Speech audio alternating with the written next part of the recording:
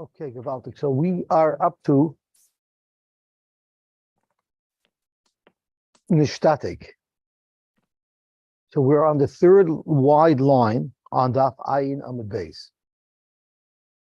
Nishtatek, the Amruloi Nichtav Get Lishtacha. Someone was no longer able to speak, and they asked him, "Would you like us to write a get for your wife?" And he chuckled with his cup. Morgan, I'm jealous of you. I saw you walking. And he chuckled with his cup. Then the halacha is that if you test him with 6 questions, 3 that would have a yes answer, and 3 that would have a no answer, and he answers correctly, or he shuckles his cup, yes for yes and no for no, then you could trust that when he shuckled his head to say yes, when you asked if you wanted to write a get for him, you could write a get for him. Correct the Gemara, how could you do that? The lechish dilma sichaya the lav nafte. If you're going to ask him 3 no questions and he keeps on shaking his head no, maybe he chapped a twitch that makes him shake his head back and forth. How could you be so sure that it was because he was actually answering no? Inami sichaya the hein nafte. Does anybody have an art scroll? Is it shichaya with a shin or is it sichaya with a sin? Shichya, it's a shin. Shichya the hein nafte. You don't ask him one after the other right away. You wait in between the different questions. So if it's just a twitch, so what are the odds that the twitch would be timed every 72 seconds? Not likely. For Gemara, why not? Maybe he has a twitch that every 72 seconds he shakes his head. Dr. Gemara, in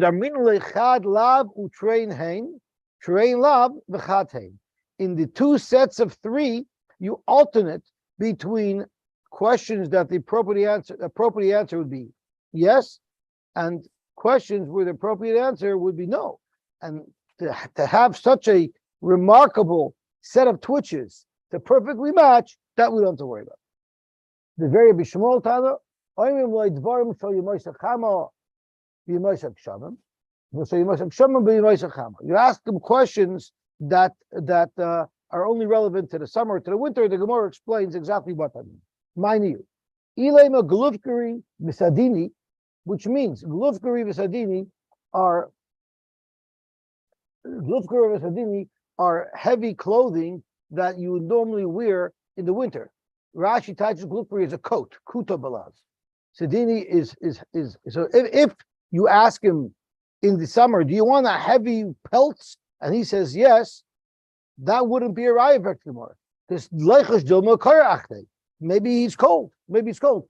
In Los Angeles right now, it's over 100 degrees. And my mother-in-law likes to eat hot soup, and she can't understand why my wife doesn't want to have the hot soup with her in a house that's over 100 degrees. Inami, or maybe even in the winter, if you offer him light clothing, you ask him if he wants a pair of shorts. In the winter, maybe he's sweating, maybe he had a hot flash. So therefore, that doesn't prove anything as to whether or not he is he's a pikeach or not. Ela beperi. Zokt Rashi, what does beperi mean? To us, it's hard to understand because we can get any pairs any time of the year, but that's not how it worked in those days. Beperi she'ena metzuyim ba'isasha. Ask him during a season where you cannot get citrus fruit, would you like an orange? And if it's impossible, then, and he says he wants, then you see he doesn't know what's going on. You're going tserishas b'yemoisak shamim, b'yemoisachama nishpala. I don't know what these things are, but whatever it is, you ask him about duvdevanim, I don't know what a duvdevanim is, and mishpalan. I'm not sure what these are, but whatever you ask him about fruit that would be impossible to get during that period of time, and if he says yes, he wants it, you know he's not clear. And if he says he can't have that, so then you'll know he knows what he's talking about. Rashi Tosfos says,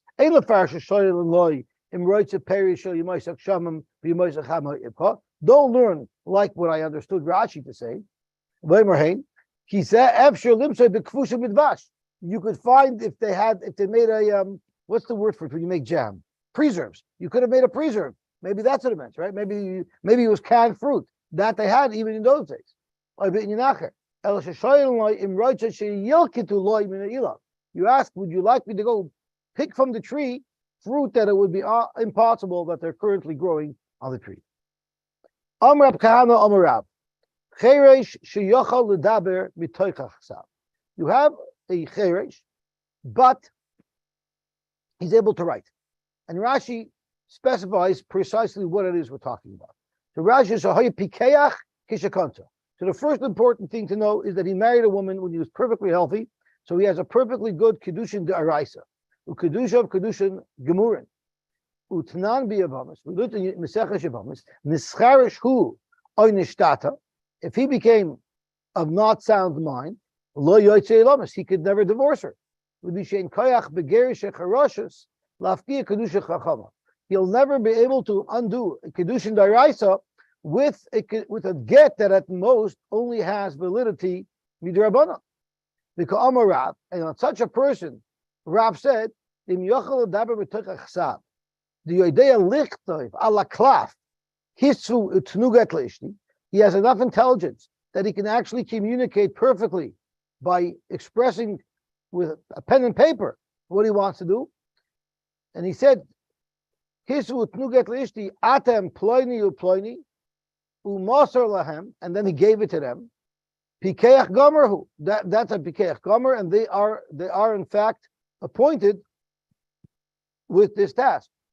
They're authorized to write the get for him. The koisen v'noisty. So that is the chiddush of Rav Kahana Marav, that cheresh sheyachol daber b'toch aksav koisen v'noistin get lishta. Big chiddush. Amar Rabbi Yosy, my kamash malon. I don't see what the big deal is that Rav Kahana and Rav are telling us. Our Mishnah really talks about that. Tanina, our Mishnah says, "Nishtatik v'amruloi nichtav get leishtacha v'herchin b'roishoi boit genoisoi shloisha pamim im amar alav lav al hein hein harei elu yichtuvu v'yitnu." So in fact, our Mishnah says maybe even a bigger chiddush. Even if you don't write it down, if you just shuckle with the cup and you indicate that that's what you want, even that works. So of course, if you actually communicated it with writing, of course that would work. Amalei Rab Zera, Zok Rab Zera, Elaim Kamrit. Oh, thank you so much. Elaim Kamrit, you're asking me a kasha from the Mishnah who's not speaking about somebody who's a complete cherish. The Mishnah is speaking only about someone who's an Elaim. He can hear, but he cannot speak. V'haraya, that's the case of the Mishnah, right? They ask him, would you like us to write a get? And he shuckles with the cup. So clearly he heard what they're saying. Elaim Kamrit, shiny Elaim. Elaim is much better than a cherish who can neither hear nor speak, which is what Rav Kahana Amarav is talking about. The Tanya we learned, Medaber Veina Shemeya Zeu Cherish. If you could speak but not hear, that's a cherish. Shemeya Veina Medaber, if you can hear but cannot speak, is Zeu Elaim. Vizeh Vizeh, both someone who can hear and not speak, or who could speak and not hear, Harehain Kepikhin L'chol Devrayim. They're 100% of sound mind. That's where the Mishnah says you could be maramis to him and see if he shuckles with the cup. But we're speaking in the case where he's a complete cherish, where he's mamish potter from mitzvahs, but if he could communicate with a pen and paper, that's the chiddush that it works. Let's see Rashi. Elam Karmit, shiny Elam, the key of the Shoymeyahu, since he can hear, Harayu could pikeich l'chol devar. Aval cherish, which is who we're talking about, Sheine Shmeya ve'ene midaber, he can neither speak nor hear. If he wouldn't be able to communicate by writing, the Mishnah's solution of Ramiza would not work. And had Rav not taught us this, we would never have known this from the Mishnah.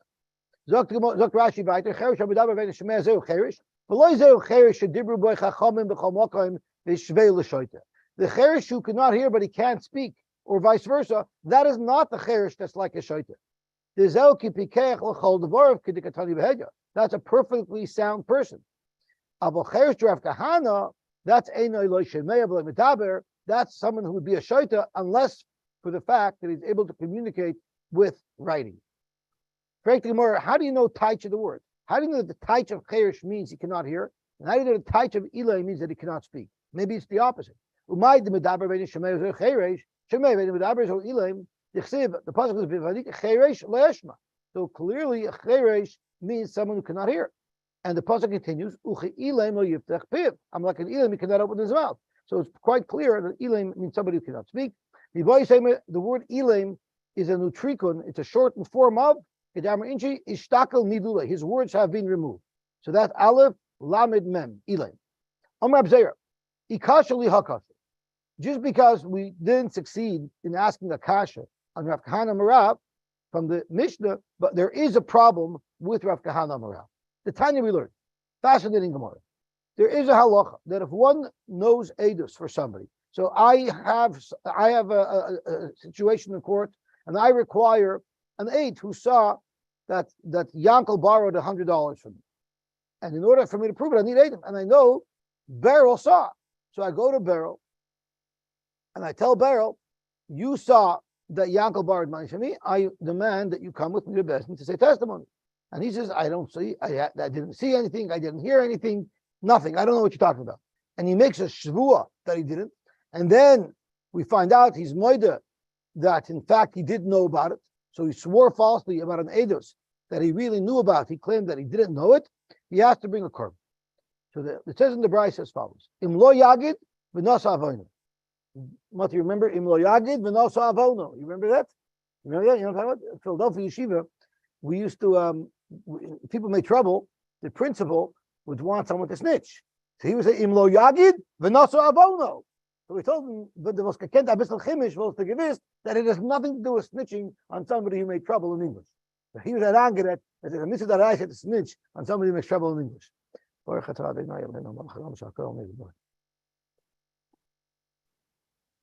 You go over to any boy who's looking for love, my age or older, you say, Im lo yagid v'nasu avono, they'll know what I'm talking about.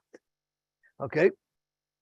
So Zok to Gemara, Hakashim, the Tanya, Im lo yagid, prat le'ilaim, she'ena yachal lahagid. If someone is an elaim, and it's demanded of him to say edus, and he lies, and he says he doesn't know that edus, he is going to be potter. He's going to be potter. Why will he be potter? So the logic is because he cannot possibly say edus. How could you make somebody liable for not saying edus if he's unable to speak? But according to you, Rav Kahana Marav, not being able to speak with your mouth does not necessarily mean not be able to speak, because you can still communicate effectively with writing. So why doesn't he have to bring a korban shvua? Because he could have said edus. He could have said edus with writing it down, and he did not. Zokt Rashi prat le'ilaim she'enei chayav korban shvua al shvuas edus imishbiyoi v'hirchen b'roishoi she'enei yidea. Right? If you made him swear and he shuckled with his head, I don't know. In fact, why? If you hold like Rav Kahana, he should be chayav a korban shvua because he could have said edus. Amalei Abaye, edus ka'amret. You're asking me a kasha from edus. Edus is different. Of course, it's an expression of wanting a get when he writes in a piece of paper, appointing people to write a get for him. Of course, that's a good communication, but that doesn't mean it qualifies halachically as a good edus. Edus ka'amret. Shiny edus the Rachmana Amar mi PM v'loy picks of him. Yes, of course it communicates what he wants, but that doesn't mean it meets the threshold of what's required for edus. Edus requires me PM v'loy picks of him. They cannot say edus by submitting a written testimony. A star that is signed, that's accepted. But merely saying testimony for edus, that does not work. So therefore, yes, Avadit's right that it's a good communication, as Rav Kahana Marav said. However, that doesn't mean it would be a good edus. So since this person cannot do an edus, therefore he is exempt from the shvua of edus. I have a taiva to do toishvus here, not so much because I like to do toishvus, but because there's a kiveger's kash on it, and I never want to give up an opportunity. But we have to go weiter. Maybe if we have time at the end.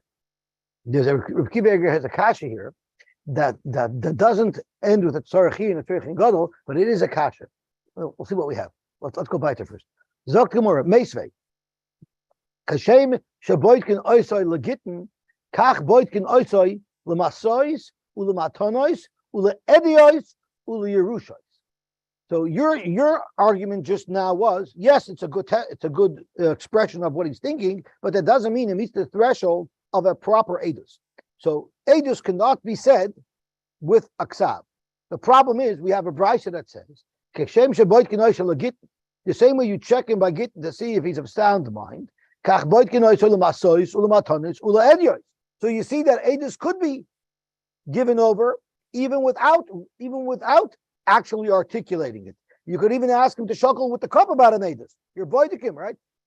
This is even less than writing, right? This is merely showing what I believe by shaking my head, and someone else is doing the speaking. So you have a klorai katani mios edus. We have a list in the brisa that says that you can check to see if he's of sound mind, and you can say an edus based on that. So your whole taina that edus has a halacha of mipim v'lo b'piksavam is proven wrong from this brisa. The edus isha the kilubo rabbanon, the edus that this brisa is talking about, that by shuckling mitten cup, if we can prove that he's of sound mind, we'll accept it. That edus isha, a woman's going to be in a guna if we cannot rely on this man's testimony that her husband died. Yes, for there will be saimach, but every other normal edus we would surely not accept edus because it says me pm below me piksav. Correct the Gemara, but v'aktani Yerushais. And the Gemara's assumption is what Yerushais. It means that someone is saying testimony on a dispute that came up regarding Yerusha. No, that's not what it means. It means Yerushas b'noi habachar. What does it mean? Rashi says if he wants to take away the pishnayim that his bechor is entitled to, that's something that we could trust him to say. So if he communicates before he dies that he does not want his son the bechor to take pishnayim, we accept that communication. And Tosfos actually learns exactly the opposite. Tosfos says,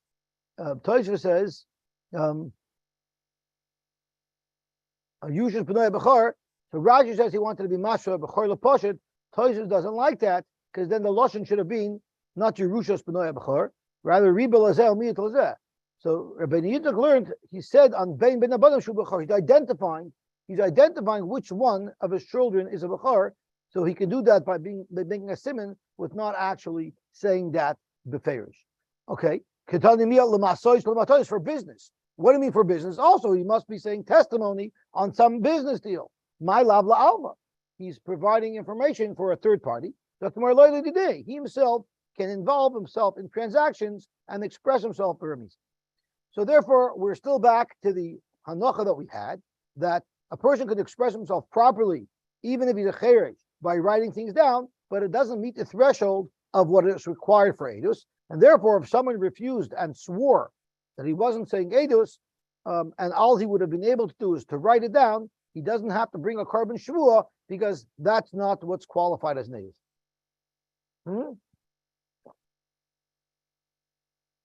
It's not, but what else? What was he saying? We're trying to find something that he expressed himself. What could he have expressed himself about? Because we want to know what it was referring to. Right, so the Gemara said, no, it's possible. There are certain cases where you would have to express something. So Rashi says if you want to change the course of Yerusha, right? If you wanted to change the normal course of Yerusha, right? If you didn't want to change the normal course of Yerusha, you don't have to say anything. Automatically, it'll be distributed according to what the Torah says. If somebody wanted to change that, that's what Yerusha meant. And Torah says, no one wanted to change anything.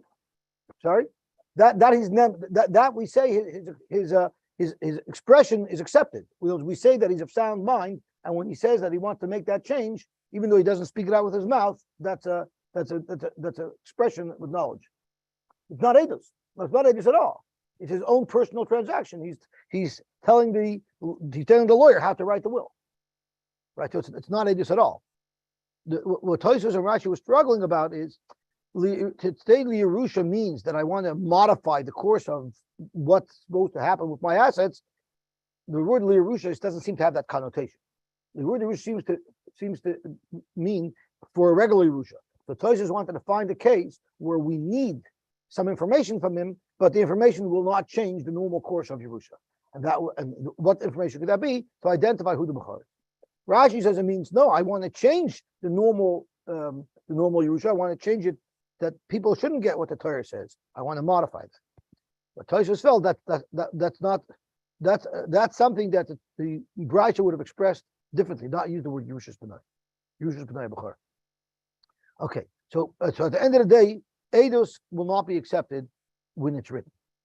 Eidos will not be accepted when it's written. Zok Gemara. Meisvei. Cheresh. Loi halchu boy. So again, Rav Kahana Rav said that a cheresh can express himself with writing something down. Correct the Gemara. Meisvei.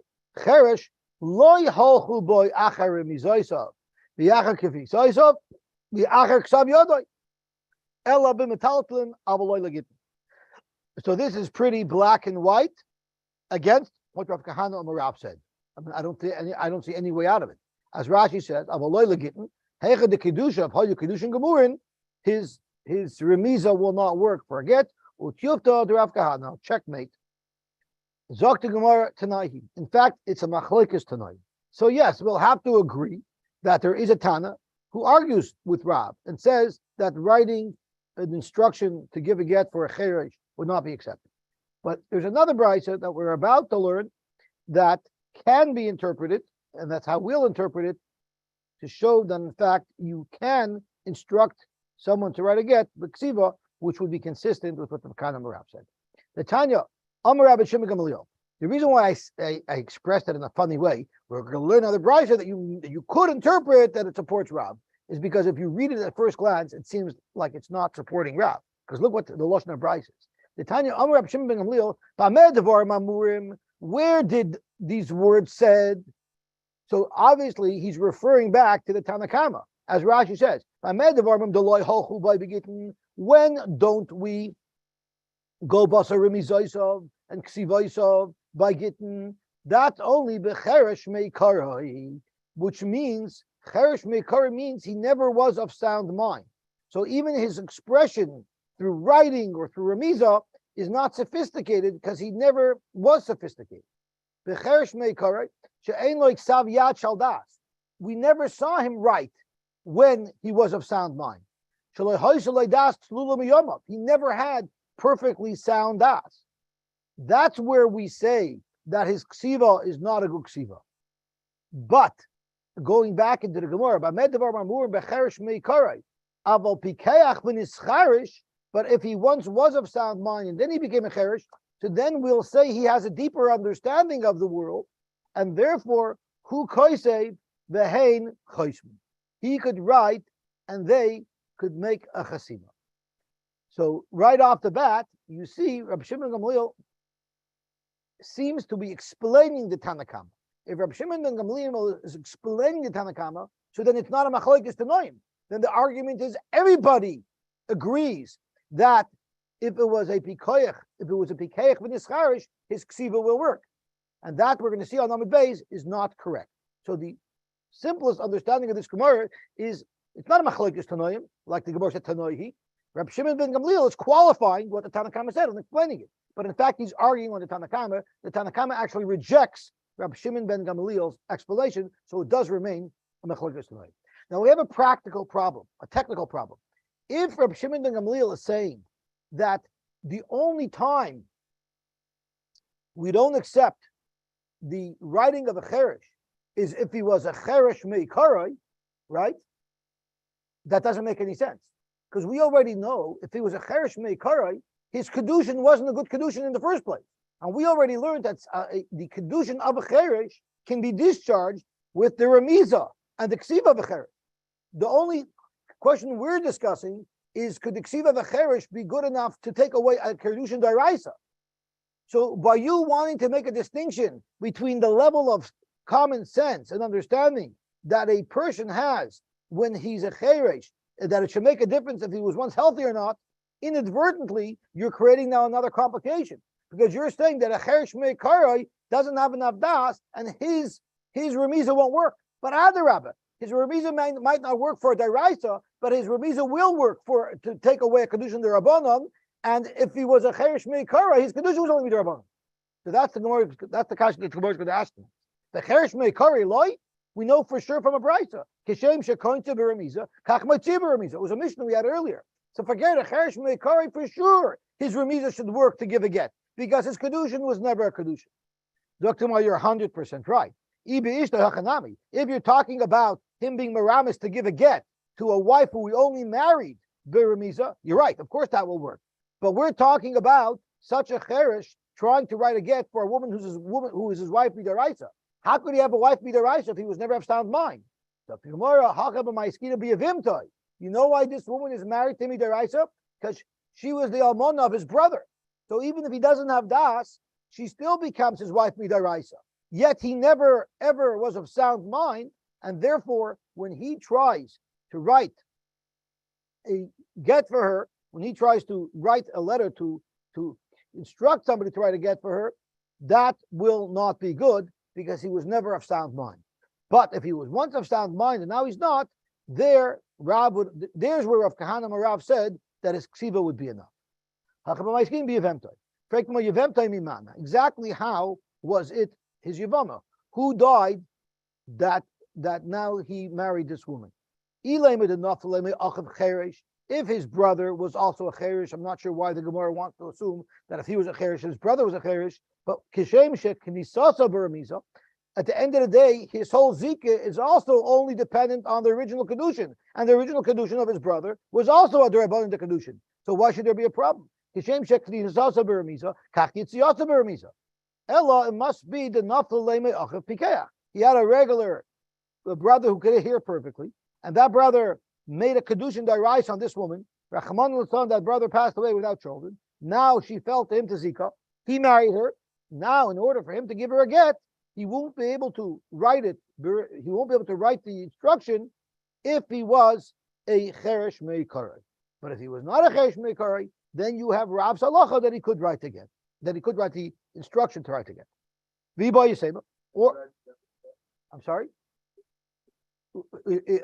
Pasha, she should be able to. If he's a qualified driver, but he can't sign to get himself. Like he still needs other people involved. He still has to commission people. Really,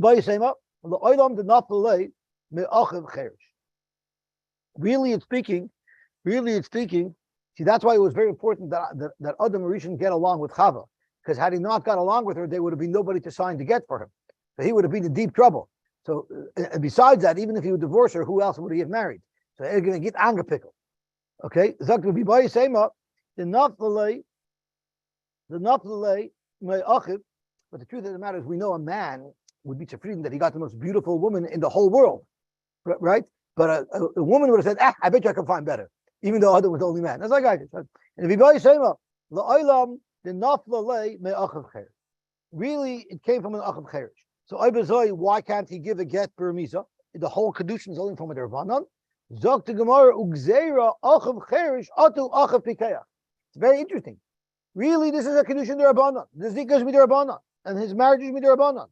Yet we're making a gzeira not to let him give this get aidek siva, because if this would have been the wife of someone who was a pikeach, then it would have been a deraisa. So it's gzeira cherish atu pikeach. Right? The Gemara ihachi ishtoi nami.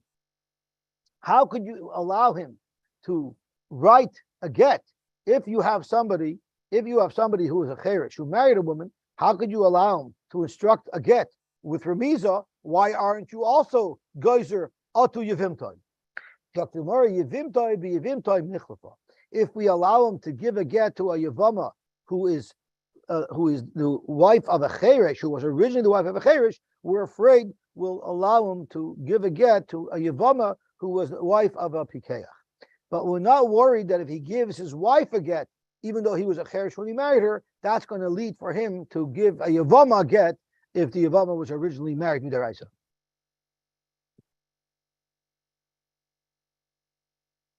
Right, but it shows maybe you should make a gzeira. There's no problem with the yavama either. She was only the wife of a cherish, right? The kedusha was also. But the Gemara says maybe there'll be a gzeira if we let him divorce this wife who was only midirabanan anyway. We might also let him divorce a woman who was married to his brother midaraisa.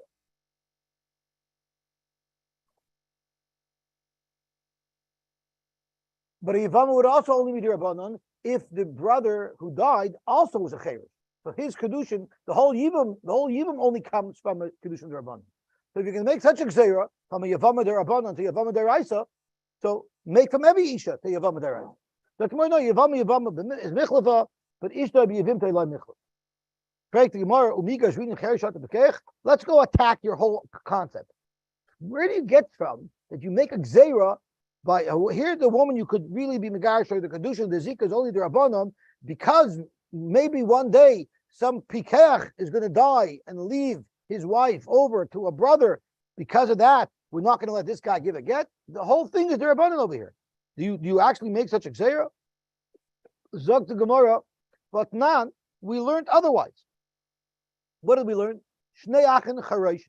If you have two brothers, they're both Charesh, meaning their Kedushins, their marriage, are not valid Midarais. Nesuin Shtei Achayos Pikchais. They're both married to regular healthy women. They must be very wealthy. Oi, Shtei Achayos Charoshos. Or there are two sisters who are Charoshos, and therefore they cannot become Mikudeshes Midaraisa. Oi, Shtei Achayos Achas Pikachas Achas Chareshes. V'chein Shtei Achayos Charoshos Nesuyos L'shnei Achin Pikchin. Oi L'shnei Achin Charoshin. Oi L'shnei Achin Echad Pikeach V'echad Cheresh. In all of these cases, none of these marriages were considered marriages midaraisa. So if one of them dies without children, they're all part of chalitza and yibum because mimonavsha. If they're married, it's part because of achos ishtai. Two brothers married to two sisters, there's never yibum there because there's a problem. Besides being my brother's wife, it's also my sister's. It's also my wife's sister. So therefore, there would be no yibum at all. No chalitza required, no yibum required. But what if there's two women? What if there are two women, and they're charashas, as Rashi says, on the first skinny line in Rashi, and there's two brothers married to two women, and these two women are total strangers to one another, and one of these two brothers, Rechman Latan, dies without children. Hasheni, the second brother, he cannot do chalitza to his brother's almana, either because he's a cherish, because that's the case that we're discussing, or she chereshes. So therefore, you cannot do a proper chalitza. He cannot do the process of chalitza. In order to do the process of chalitza, you have to be of sound mind. So, Rahman al-Islam, if one of these two brothers die, even though their chereshes involved, they have to do yibum, because chalitza will not work. So you can't do. They have to do yibum. The imrotu l'haitzi yotziu. Yet, if you want to divorce her after you make yibum, you can divorce her. So Zok Gemara, Zok Rashi, imrotu l'haitzi acharekain. After you do yibum, you could give her a get yotziu. Why? The atzu gate cheresh umafka zikas kedusha cheresh. What's happening over here? There's the get of a cheresh because you have two brothers of charashim. His get is going to work. Tibi mafkia, the zika that was only a zika derabanan because his brother was also a cheresh. So you see clearly, al mahecha did not delay my achav cheresh mapik v'loy gazrin atu achav pikeya. So your whole gzeir that you wanted to make that you don't even let a cheresh give a get. You see, it's not true because here we are allowing the cheresh to give a get by kedushin derabanan. You don't make a gzeira. What if it was a pikeya? Ella, because of that, mechaber talked to the shanin and meikara, and the case where you can't give the get is where it was achiv pikeach. So getting back to Amud Aleph, where the Gemara said that where is it that by a cherish meikara the Brisa says avaloy Gittin, that's speaking the naflalei me achiv pikeach. So there was a zika dairaisa, and therefore since it's a zika dairaisa, you cannot give a get of a cheresh, which is only a get midrabanan, unless you were once of sound mind, and then you could tap into the kula of Rav that a ksiva from somebody who was once of sound mind will be a good appointment of a shliach to write again. Omar B'Yochanan, and this is what I was referring to before. When Reb Shimon ben Gamliel said "Vamed devar mamurim," only if he was a cheresh meikarai, but if he was originally a pikeach, his ksiva works. I said at the time that he's not explaining the Tanakama, he's argued on the Tanakama. even though it sounds like he's explaining the Tanakama. How did I know that he was arguing on the Tanakama? From this Rabbi Yochanan. Rabbi Yochanan chalukin olav chaveir al Rabbi Shimon ben Gamliel. Don't think Rabbi Shimon ben Gamliel was merely explaining what the Tanakama said. In fact, he's arguing on what the Tanakama said, and the Tanakama argues on him and holds that even if he was a pikeach meikaroi, he still cannot write instructions or be merames to give again. Amar Abaye, af anan nami tanina. We also learned a similar thing. It says as follows: Nishtas.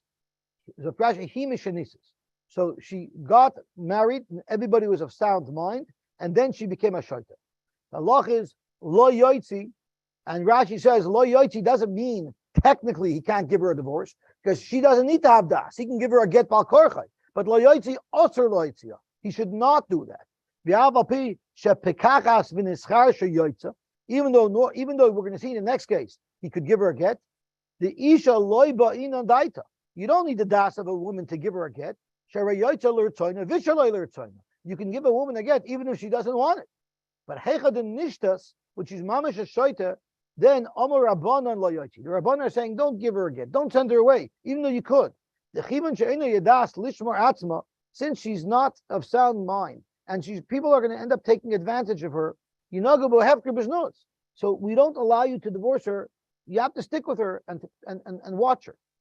But nischarishu, if he became a cheres or nishtata, then lo yotze olamas. Then a get is impossible because he was married to this woman midaraisa, and now midaraisa he's no longer able to give a get. My olamas. What does it mean lo yotze olamas? The strong lashon. He could have just said if he became a shaita, he can no longer give a get. But lo yotze olamas. It's a very strong expression. My olamas. Let's say the Tana is trying to signal to us that lab apel gab the yochel adaber mitoch. Maybe what the Tana is trying to signal to us by using such a strong expression, ilamis, is that it doesn't work at all, even if he has enough common sense to be able to write out an appointment to write again. Maybe that's what it means. In other words, it's expressing that there's somebody who argues on Reb Shimon ben Gamliel and holds that no matter what, even if he was originally a pikeach and now he became a shoita, his ksav still is not valid. That's what Reb Shimon ben Gamliel argues on, as Rav Kana says, that if he was originally a pikeach and now he's a shoita, he would be able to write. This brisa holds he cannot write. Omer Papa, ilav dakminon Rabbi Yochanan. If Rabbi Yochanan had not told us that it's in fact a machloikis, Havamina, I would have otherwise said that Reb Shimon ben Gamliel lefrushe timer the Tanakama Hudasa. I would have said that Reb Shimon ben Gamliel is not arguing; he's explaining, because that's really what it sounds like. So then, what do I have to deal with? I have to deal with this brisa that Abaye brought a raya from the word Eilamus, that it means he can't even do like Ksiva. So how would I have explained away why the Tana used such a strong expression of Lo Yotzi Eilamus?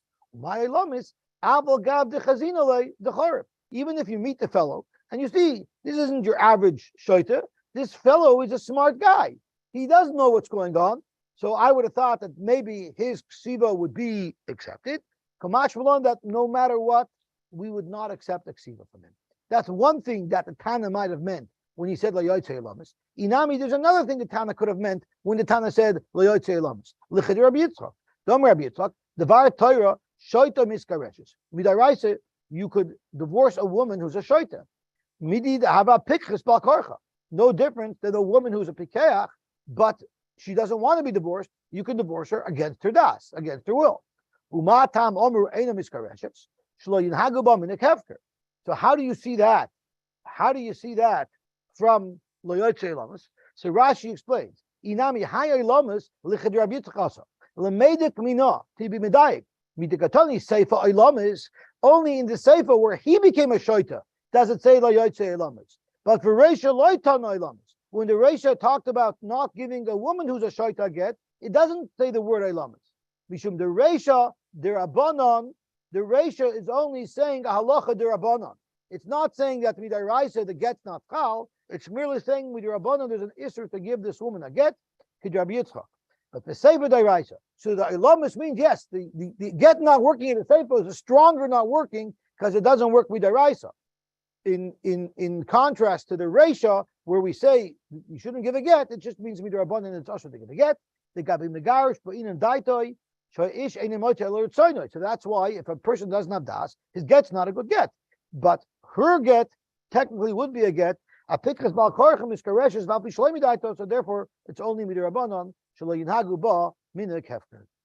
Beautiful. Zok tehele gemara. So basically, just to summarize this last shtickle that we just learned, is we had a chiddush of Rav Kahana Marav that says that even someone who's a cheresh, a real cheresh midaraisa, he cannot hear and he cannot speak, which normally would be part of a mitzvahs, if he's able to, if he wasn't a cheresh meikaret, but he was once healthy and he became a cheresh later in life, so he still, we know for sure he once had perfectly clear das.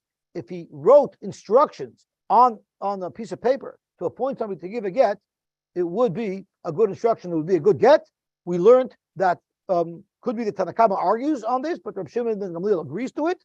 And we also learned that even though you could write and we say it's clear and your instructions are good, it wouldn't pass the threshold of edus. Edus would not be able to be written down. Zok Mishnah weiter. Amr loy, nichtav get lishtacha. They asked him, would you like us to write a get for your wife? And he responded, ksubu, but he didn't say tznu. Ksubu, yeah, right. So Amr l'Seifer, they told the Seifer, v'chasav, and the Seifer wrote it. Ula Edom, they told the Edom, v'chatmu, and they signed it. Aval pi shekasvu v'chasmu v'nasnu loy. Then they gave the prepared get to the husband, and then the husband v'chasav v'nasnu loy. Then the husband gave this get to his wife. Hareya get bottle. This is not a good get because they were never properly commissioned to write and prepare that get. Achiyomer l'Seifer k'sayv ula Edom chasumu. You have to speak directly to the Seifer, directly to the Edom. So there's two things happening over here, which the Gemara is going to start analyzing. Because on the one hand, it's Masha from the Reisha. Had he said Tanu, it would have worked. The whole problem is he didn't speak Subu, which would mean Mili Memser l'Shliach. He could have, had he said Tanu, it would have worked that they could appoint somebody else. But from the Sefer Mashma, that Mili Loi Memser l'Shliach, he actually has to speak to the Seifer himself, and to the Edom that are going to sign, he has to speak to them themselves. Now, this was a machlokes in a Mishnah we had in the last Mishnah, where Reb Meir said, Mili Memser l'Shliach. Reb Meir said, if you told people, Kisvu Tnu Get Ishti, then they have the right to appoint others to give the get if there's three people involved, right? Only if there's three people involved. If you said Tnu Get Ishti, there are even allowed to hire other people.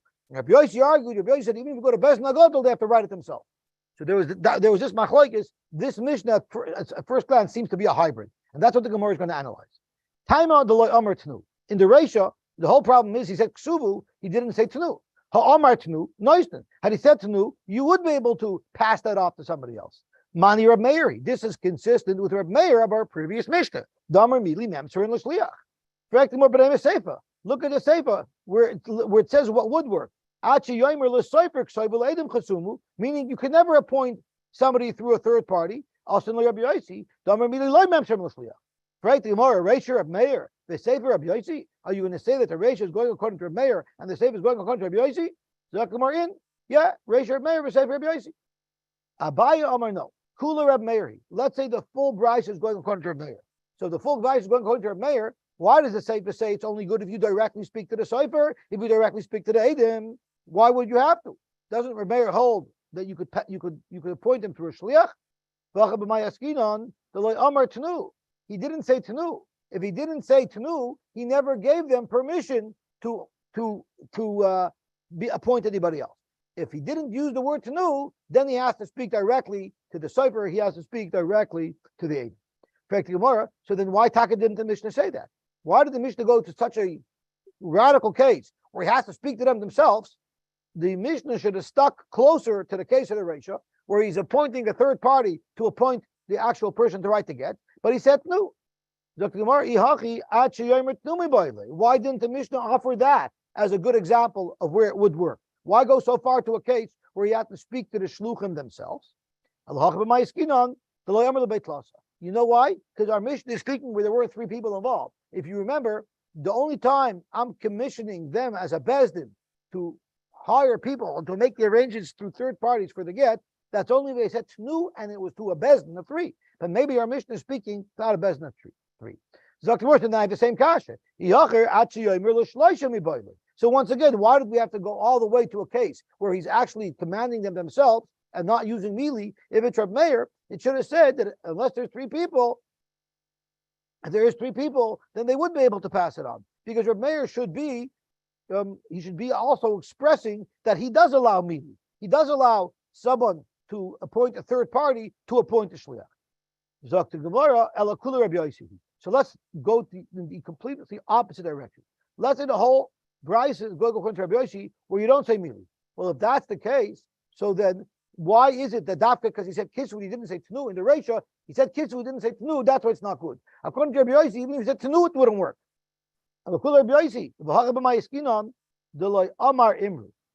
Because the husband didn't specifically instruct them to appoint somebody else. Remember, we had the Shaila, according to Rabbi Yosy, do you say Omer Imru or not? And the Gemara had a discussion. If you remember, a couple of days ago, somebody asked Shmuel the following question. If somebody said to two people, Kishu Utnu, and they hired somebody to write the get, but they signed it themselves, will that be a good get? And Shmuel said, I'm not sure about it. And Shmuel said, if a woman got married with such a get, he has to divorce her, because this might not be a good get. And what was the discussion? Because Shmuel held that Omer Imru works, even though Shmuel holds like Rabbi Yosy that Mili doesn't work, but Omer Imru works, meaning if I specifically instruct you to tell somebody else, that would not be considered Mili, right? That's what Shmuel held. And therefore, Shmuel's question was, when I tell two people, Kisvu Tnu, do I mean that I want them just to sign the get, but they're allowed to hire a cipher to write it? Or maybe the husband Bedafka wants one of these two people to write the get. And since Shmuel didn't know, Shmuel said that we have to say this is not a good get. Be suffix. But at that Gemara, we concluded that Rabbi Yosy Minei Ubei holds that not only don't you say Mili, you don't say Imru either. And the Gemara ended up concluding that Shmuel holds like Rabbi Yosy that Mili loy memser l'shliach, but he argues with Rabbi Yosy because Rabbi Yosy says Imru does not work, and Shmuel said Imru does work. Now we're taking a step back. Now we're once again considering maybe Rabbi Yosy himself holds Imru does work. And we're going to have a repeat of the Gemara. I don't know if you remember, in the Gemara back there, the Gemara brought a raya that Rabbi Yosy, who holds Mili l'memsher l'shliach, also holds that Imru doesn't work. And the Gemara proved it. The Gemara is going to use that exact same proof today. So we're actually going to have a direct chazara of a Gemara we learned earlier. So the Gemara says, if the husband specifically instructed these shluchim to hire other shluchim, maybe that would work. And that's what the Bryce is talking about. Right? So then that's what the Mishnah should have said. That if the husband specifically instructed these shluchim to hire somebody else, then it would be a good get.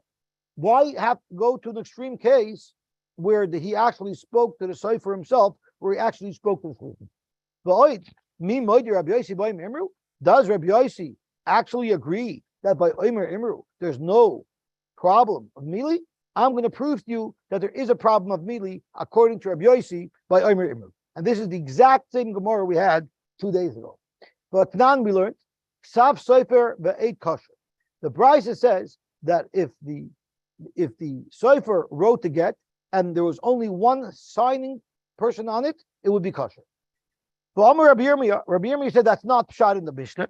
What it really means is chasam Sefer shenivu, meaning that one of the two eidim can be the Sefer. So you can have the Sefer write the get, then he signs as one of the signatories, and the second signatory would be the second aid. But Reb Chisda said that the only way we can ever accept that the Sefer can be one of the signatories on the get is if you hold Masnis and Mani Rabbi Yosy. That's only if you hold that Mili lememser and l'shliach. Why? Because if you hold Mili memser and l'shliach, what could happen is, what happens if the husband tells these two shluchim, you get somebody to write the get, and you sign the get, which is clearly stating that he wants bedafka these two eidim to sign the get. And we're afraid that when they go ask the shliach to write the get, when they hire the sefer, they'll be embarrassed to tell the sofer, we only want you to write the get, but the husband doesn't trust you to sign. So they might let him sign as well. And the sofer will say, okay, no problem. Mili memser and l'shliach, I'm allowed to sign, even though I wasn't told directly by the Bailam. I was just told by these intermediaries, and he'll sign. And it won't be a good get because that's not what the husband wanted. The husband said, I want you two bedafka to sign. But if you hold mili lememser and l'shliach, then the sofer, if they offer him to sign, he'll say, I'm sorry, I can't, because I need to hear it directly from the Bailam. So Zok to Gemara, it's going to go to Rabbi Yosy, mili lememser and l'shliach. But if you hold that Rabbi Yosy holds that when there's a direct command from the husband to be mamana somebody, then you say mili memser and l'shliach, you have the same problem. Nafka minei churva. The zimnin the amalu l'shnayim. What if the husband told two people, Imru l'sofer v'yichtay, I want you to tell Moshe the sofer to write the get, and then I want you to go to Reuben and Shimon, l'ploini v'yachtim, and get them to sign. When we shem kisuba the sofer, when these two shluchim go to the sofer, they're embarrassed to tell the sofer that the husband doesn't want to sign. The husband only wants Reuben and Shimon to sign. And we should kisuba the sofer chayish umachtemilei ubalei amrachi. So therefore, you cannot say that our mission is going according to Rabbi Yosy. According to Rabbi Yosy, for sure, Imru doesn't work. The ratio of the mission has to be going according to Rabbi Meir. That mili memser and l'shliach. And therefore, the whole problem was he didn't say tnu, but had he said tnu, it would have been a good get. And the sefer that says that you have to speak directly to the sofer and directly to the Eidim is going according to Rabbi Yosy. Okay, we'll stop here.